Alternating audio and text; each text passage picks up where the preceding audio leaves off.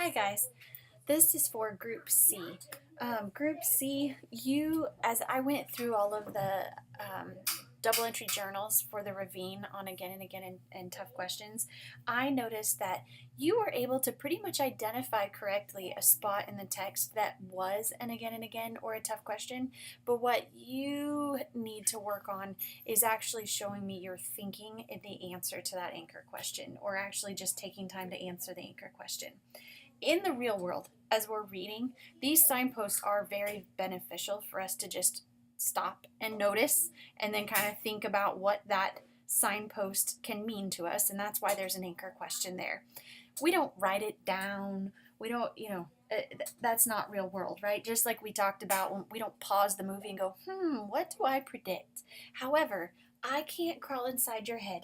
I wish I could and just hear you think as you read. But because I can't do that, I have to sometimes check in on you and see how you're doing in understanding the text that I'm giving you. And so what I'm looking at is the note side of things, okay? So let's start with the again and again. And I'm gonna go ahead and start writing here. You all did a fantastic job, many of you, by going ahead and identifying using the abbreviation that it's an again and again. The reason we do that is because later you're going to be able to pick which signpost you find and share with me. And so I'm going to need to know which one it is you're finding. So the AA is there for that. And then a lot of you, I'm just going to pick the most popular one. Here's our textbook here. A lot of you chose the boy that had died. Okay? And so here's that text right there where it says both almost down to the pond where the boy had died. So I'm going to actually use that, okay? And I'm going to see if it'll let me paste, and if it doesn't, that's okay. Well, nope, okay.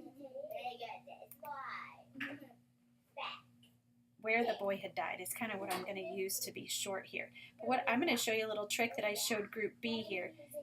I'm putting my quotation marks, and I'm using 3 little dots called the ellipsis. That's telling me that I'm skipping some text, okay? And then where the boy, and I gotta go home so I can scroll up here, boy had died, period, end quote. Okay, so you need the actual text, but you guys all did a really good job with that. The other piece here, you may have missed a point here or there. Let me show you what we're talking about. So citing the text, you got to get used to this pattern right here. Author, comma, P period, and then the page number, all in parentheses. So most of you got that, but I'm going to go ahead and write Salisbury because he's our author of the ravine, comma, page, and that was from page 4. So I'm going to go ahead and put that there. Okay, so here's where the meat of the thinking comes. All right, I've noticed something. It's a signpost. This is about the 4th time that Salisbury has brought up the dead boy. So I have to ask myself the question,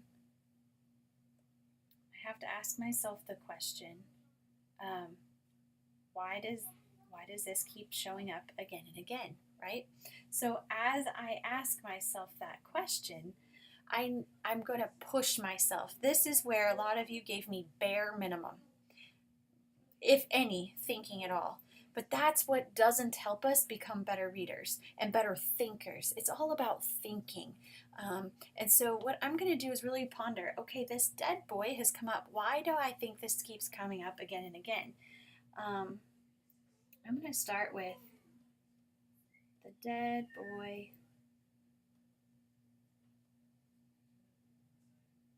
keeps coming up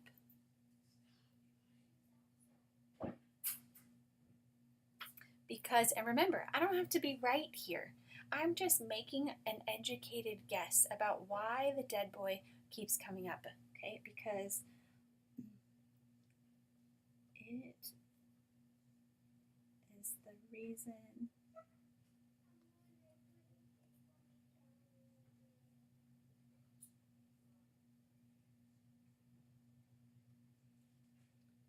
Penny is worried.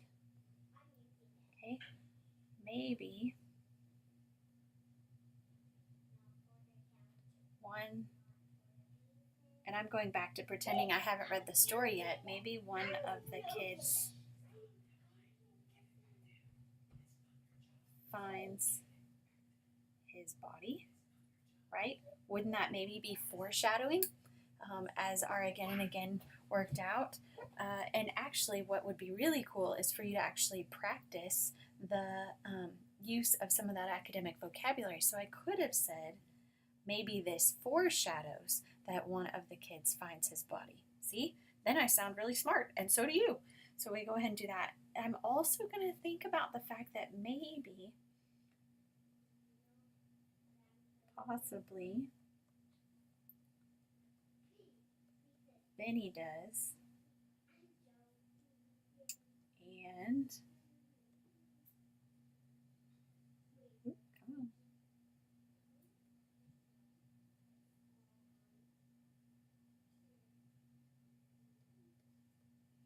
Causes a conflict. There's my academic vocabulary in the group. Because at this point, maybe somebody wants to cover it up. Maybe they don't want to tell because then they think that everyone will think that they killed the boy. Who knows, right? So this is where, notice that I have offered multiple answers to this question. I've pushed myself beyond the bare minimum of it's important. Yes, you're right. If it's been repeated, it's probably important. But the question really is why? Why is it coming up? And I want you to really push yourself for that. So that's an again and again. I want to take a look at a tough question. So as I go to the tough question, let's go ahead and I'm going to find one. I think the one I want to use, remember a tough question, was one where he questions why, looking for the question mark here.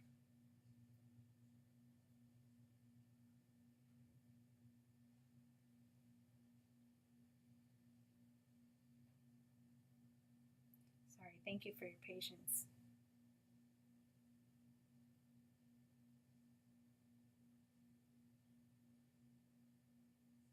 There are a lot of tough questions going on here. Just I had one in mind that I wanted to use.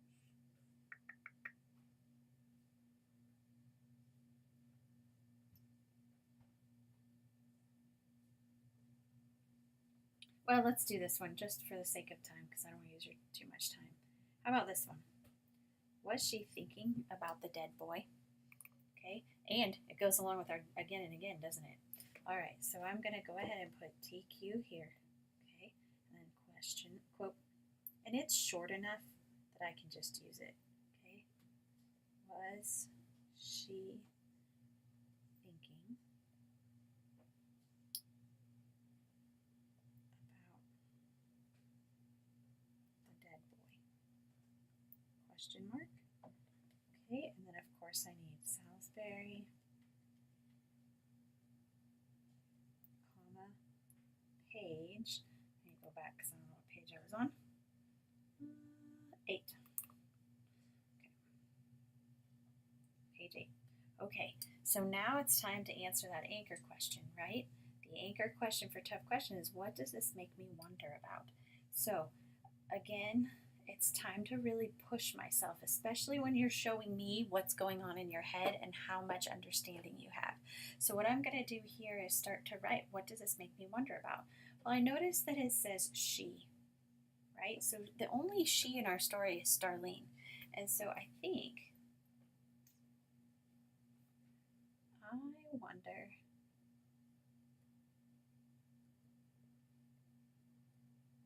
if Starlene even cares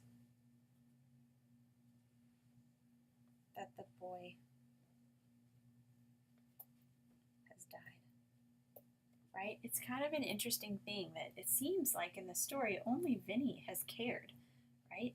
And so, but I don't want to stop there. That's bare minimum, right? I want to kind of keep going a little bit.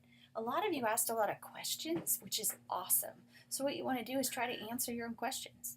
So, but I wonder if Starlene even cares that the boy has died. I'm going to go ahead and kind of, it doesn't seem like she does.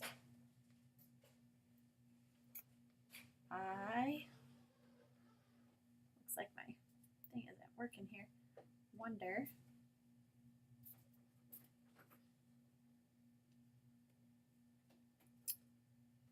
if she is scared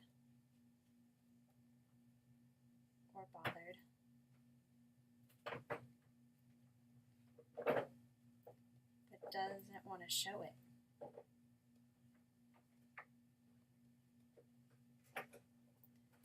See, now I've pushed my brain into thinking a lot more about this signpost and the question that Vinny asks, right?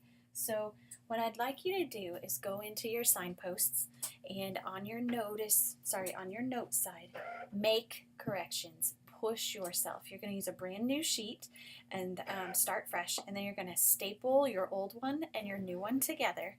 And after you've done that, put it on the stool up at the front of the room, and then you may go ahead and begin watching the contrasts and contradictions video and putting the poster in your lab book. I hope this has helped, and that the next time when we're doing again, tough question and contrast and contradictions, that you've really got this and you're willing to show me in a moment on one piece of paper what is going on inside your head and the good thinking that you have. All right, we'll talk to you soon.